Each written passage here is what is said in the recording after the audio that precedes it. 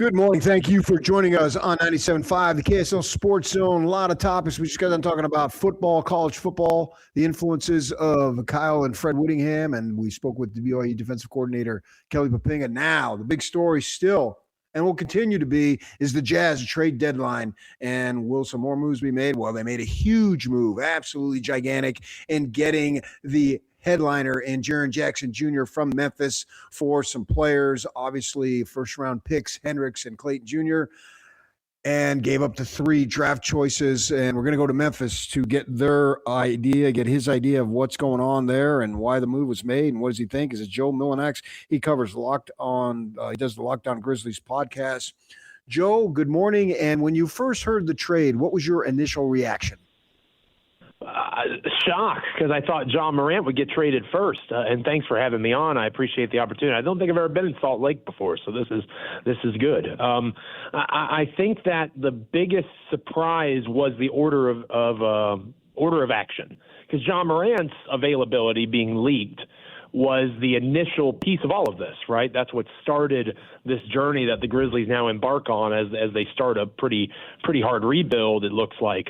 And in hindsight, it makes sense because the reports have been going into today even that the demand for John Morant is not there, and that's understandable. The John Morant that we all remember hasn't truly been around for, almost 3 years. So whatever the Grizzlies trade Ja for is probably not going to be what Ja would have been traded for 3 years ago, because that guy, again, hasn't been around. Jaren Jackson Jr. has been around. He has played his tail off. He's a multi-time All-Star, multiple-time All-Defensive Team member, former Defensive Player of the Year. He has grown his offensive game in a really substantial way in the last couple of years with John Morant being in and out of the lineup. He is easily, or was, still hard to say was easily the best two-way player on the Grizzlies. And for that choice to be made and for this to go this way will allow for whatever Ja gets traded for, assuming he gets traded today. It makes it more palatable because the Jazz gave up a decent, I wouldn't say a home run swing of an offer, but a pretty solid double in terms of what comes back to Memphis as they get started on this rebuild. So the first thing I thought was surprise because I thought the order would be inverted, but after a couple of days to reflect, it makes sense to do it this way. Joe Mullinax, who does the Locked On Grizzlies podcast, joining us here on 97.5, the KSL Sports Zone. I want to ask you the type of person Jaren Jackson is, because that's important, because obviously these issues with John Morant that have been on and off the floor has led to all of this. And I would assume that, particularly with the gun stuff and the off the court issues, maybe this doesn't happen if he's not doing all those shenanigans. I can't rewrite history. I don't know, but that obviously that contributed to it. So I think it's important that you got to have a big time person too, because they got to show up to work and they got to set the example, blah, blah, blah. He'll be the highest paid guy, at least in the short term. He's going to basically $50 million a year. I saw that he put out on a tweet, "Take note," which has sort of been like the Jazz little moniker, right, off the music thing with the "take note." And so that would lead me to believe that he's comfortable with this trade. Can you just speak to your knowledge of him as the type of person he would be and all that goes in with fitting into a team? He's extremely professional. He's the vice president, I believe, of the Players Association. His father was an NBA player. His mother, very active in the WNBA and in other places in their player organization, that sort of stuff. So he has been shown the way to be a professional basketball player, and that's absolutely what he was for the Memphis Grizzlies. I think that there is a lot that goes into the way that you carry yourself. John Morant gets a bad knock for the suspension and the gun stuff. He hasn't had any issues with that since that time. The suspension he had this year was with a coach interaction with the Grizzlies head coach, Tomas Isolo. So I'm not saying you're saying that. The John Morant issue is availability in all of the forms that it comes in, right? The fact that he's been hurt, that he hasn't played 7 consecutive games in almost 3 years now. That is where the problems with Ja reside. That wasn't a problem with Jaren. Jaren's had injuries. Jaren has missed time. But when he has been there, it's been consistent. He's been a consistent player. There's things that he's consistently not going to do that may frustrate Jazz fans, and we can talk more about that here in a moment. But in terms of the way he'll represent the organization, he was always the guy, whether it was, the Martin Luther King Jr. Day game, that's a big deal in Memphis, whether it was, the end of season, the last home game, he was the guy that talked to the fans, right? He was the guy, thanks for being here, thanks for supporting us. While Ja Morant was the more popular and famous Memphis Grizzly, Jaren was the face of the organization, at least in terms of representing the team, doing charity work. The stuff he did for women's sports in Memphis was extremely important. So I think that he is going to be a wonderful addition to the Jazz, both on and off the court. All right, that's good news. We watch the NBA, we watch all the Jazz games, obviously, but it's hard to study guys when you're not watching them day in and day out and know completely about them like you do. And one of the things that jumps out to me as far as a potential if you want to call it this, deficiency is for a man his size, not averaging more than 6 boards a game, basically. Right. How much of that is an issue?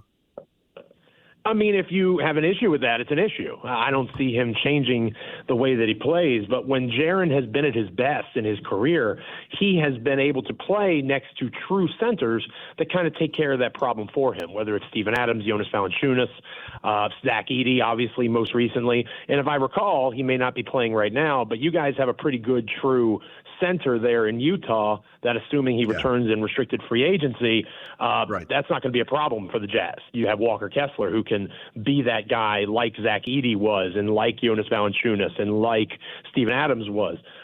Jaren thrives where he's able to be a more perimeter-based big. He's one of the best isolation scorers in the entire NBA. He hits the three at a pretty solid clip. The rebounding thing, if you want your 6'11", 245-pound guy to rebound, that's going to make you mad. Like, we've had plenty of people in Memphis in the comments over on Locked On Grizzlies. There was a section of the fan base, I would certainly not say it's the majority, but there was a section of the fan base celebrating this trade because they were that frustrated by having a 6'11", 240. You'll see him and you'll be impressed by his stature, and yet he'll average 5 or 6 rebounds a game, and that will frustrate some of your fans. But if you have a front court that could potentially be the biggest front court in the NBA next season, I don't know how much that matters, and that might be part of the Jazz's logic. They're interested in Jaren, the player, for what he is, not what he isn't. Right, and that's important to note, too. Joe Mullinax, who does Locked On Grizzlies Podcast, joining us on the 97.5, the KSL Sports Zone. This is a speculative question, but I want your opinion because you follow the NBA, and obviously you've seen Markkanen's game. And Kessler is going to be a true 5. There's no doubt about it, and we'll see if he gets re-signed and all that. But whether he does or doesn't, that position is probably going to be held by a true 5 who's going to be interested in clogging the lane defensively and rebounding, because they got 2 now highly skilled guys on the wings with Markkanen and Jaren Jackson. So your lineup basically calls for somebody who's going to do the grunt work. I don't think there's any question about that. I assume it's going to be Kessler, and we will until we hear otherwise. But the point I'm asking for you is, how do you think he's going to mesh with somebody like Markkanen, who's a highly skilled big man himself and can do a lot of things at basically all 3 levels of scoring? And how do you think that's going to go with Jaren Jackson's game? It's going to be fascinating to watch how the Jazz build this roster, because it could be one of those situations where they start together. Like, I don't see a world where Jaren Jackson Jr. comes off the bench, and certainly Markkanen won't either. But maybe they play a lot separately, if that makes sense. Having a player like Markkanen or even Jaren, I guess, in theory, as your 3, depending on matchups in the NBA, it's awesome to be that big, but you're going to have some teams that are going to be able to run around you a little bit.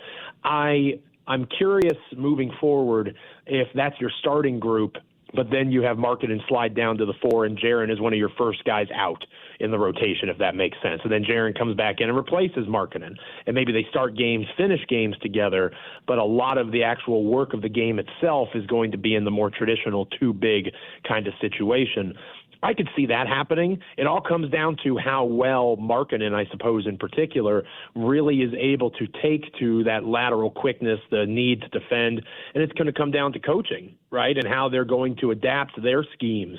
Okay, now you have one of the biggest starting front courts, if not the biggest, starting front court in the National Basketball Association. How do you maximize the strengths of that, and how do you minimize the weaknesses? That's what coaching is putting your players in the best position to be successful.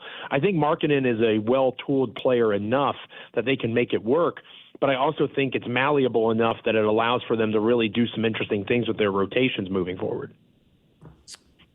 Jaren Jackson is a former Defensive Player of the Year, which gets our attention. Rudy Gobert has won that award several times for the Jazz. Speak to the type of defensive player he is. He's excellent in terms of weak side rim protection. He's very good at timing his blocks. That's part of the reason he has the foul issues that he's had in the past is he goes up for blocks. They call him the Block Panther for a reason. I think that he is somebody that is really going to thrive as long as he's next to a true big. Because, again, you're going to see him, you're going to think, oh, man, if this guy played the 5, imagine all that's possible.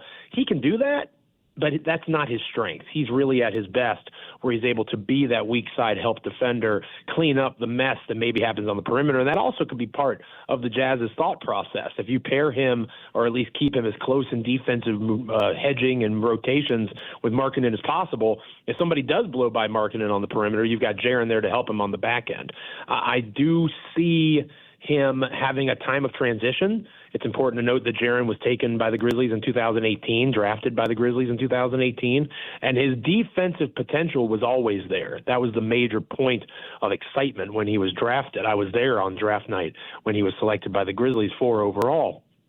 I do think that the Jazz are going to have to find ways to make sure that if they want him to get back to that Defensive Player of the Year level, and there were flashes of that this year, it has to be as that weak side help defender. You're not going to say, okay, he's the Defensive Player of the Year like Marcus Smart was or like somebody else was, and you just man him up and say, go. It has to be similar to Gobert in that allowing him to be that rim protector, make things more difficult in the paint, and that's going to be, the job of Kessler, the job of Markkanen. Jaren is an imperfect star.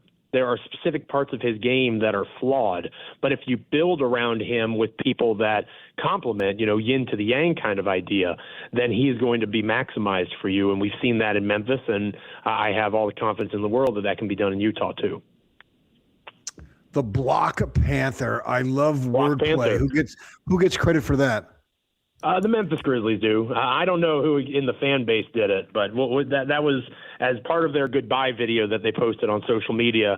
That's been his nickname for a while, but they reminded us of Block Panther. Yeah, I like it. I hadn't heard that. I didn't. Feel free to take it. But yeah, it's yours now. Yeah, there we go. We will use that. Yeah, we know, obviously, in the world of sports, fans get attached to players. And I saw on social media, him with little kids and one little girl just jumping up and down, so excited that he's giving her the ball or something. And so when they leave, whether it's through retirement, trade, whatever, free agency, if they're especially popular, fans, they don't like it. And I'm wondering, how does Jaren Jackson fit into that? Because I think that also demonstrates your character. And you don't have to be a star. Joe Ingles was, Joe Ingles now is coming to basically sit the bench for Memphis. And he was a free agent. They signed him. And his first year, his rookie year, he came on. We've been doing this show for almost 24 years now. My partner's off today. But he came on weekly, literally weekly. He was alone in a foreign country when he first got here. He ended up being married and all that and has kids. But he came on every week without fail. Maybe he missed 2 or 3 times in the span of 8 years. Every Thursday, he would come on and do we call it Joe Ingles show, right? And so then the Jazz go into the rebuild, and he gets traded off Portland, and then he signs with Milwaukee. He comes back. And you would have thought that the reception, it was just short of like what Stockton and Malone and maybe Hornacek would have got.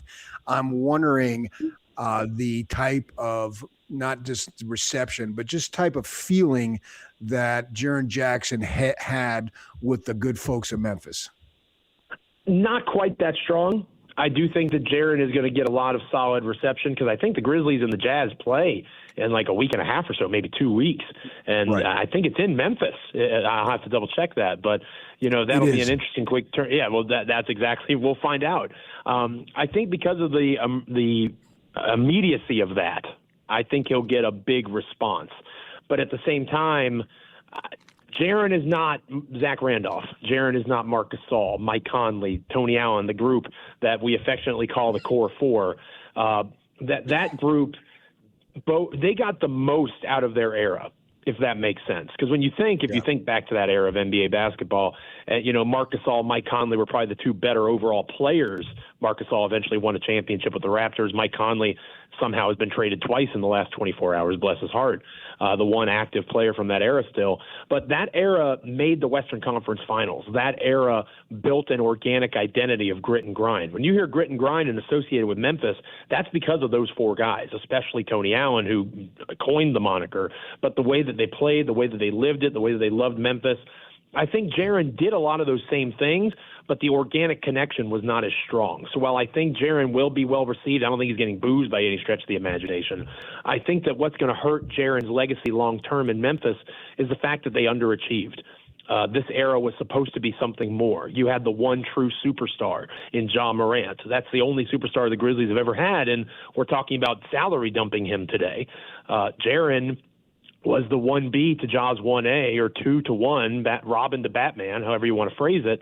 And it's very possible that he gets a much better trade return than the star does. And there's a lot of things that have happened over the last few years that have led to us being where we are. But I think the bad taste in the mouth of how all of this is ending maybe unfairly is going to hurt Jaren, at least in the short term, with fans. I don't think he's going to get booed by any stretch of the imagination, but he's not on that next tier pedestal with the true legends of the organization to this point. It's still a young franchise, but we do have a few legends that have been established. I don't know that Jaren is fully there. I think he's somebody that'll be appreciated more in the long term. All right. Hey, Joe, we thank you for your time. Thanks for coming on. Absolutely. Thanks for having me, guys. Okay, that is Joe Mullinax. He does the Locked On Grizzlies podcast.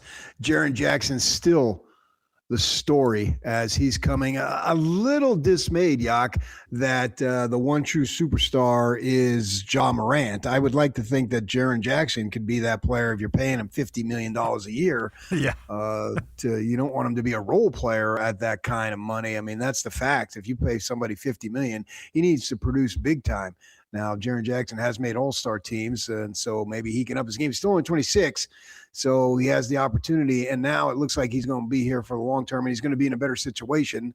So we'll see how that plays out. But I think, obviously, this is not a breaking news story by any stretch. They need high-level production out of this man immediately. Not now, but once we get to October of this very calendar year, then yeah, absolutely. It is go time, and he needs to perform and needs to play as much and as well as possible because they got a major investment into this guy. Well, and that's the funny thing about this, PK, is he's going into a max contract that actually hasn't kicked in until next year when actually, is going to be playing full time for the Jazz. So, yeah, they're taking on a massive amount of money here, and the expectation is going to be commensurate with what he's going to be expected to do. Absolutely. Well said. He needs to produce at a maximum contract level and Marketing too, and everybody for that matter. But, he's the new kid and he's the new guy that you just gave up a fair amount for. I don't know that he comes cheap. Obviously, in his annual salary, he doesn't come cheap. And what you gave up for him would indicate that he is someone that you're going to be counting on. So I'm not going to put a ceiling on him. I'm not going to say, well, I don't know the level of stardom he had in Memphis because I'm not watching it. I just look at their stats, and he's got decent stats, but he's got to be a big-time player for them. He's got to be – if he was a 2 to Ja Morant, so be it. But he needs to be – if he's not a 1, he needs to be a 1A in Salt Lake for the Jazz. I think I'm comfortable saying that. And, maybe he ends up being better. Maybe he is the best player, and Marketing is a 1A. And then I would like to see Keontae George be a 1B. If you don't have a top 10 player, then you better have 3 really, really good players, and maybe they could have that, hopefully for them and for the fans and for us who have to cover them, and we'll enjoy covering winners. That's the case, and we'll see how that develops. It'll be a story going forward, obviously, a big story, and it'll continue to be. Now, as far as winners, BYU basketball, you ain't it. We'll get to that next. 97.5, the KSL Sports Zone.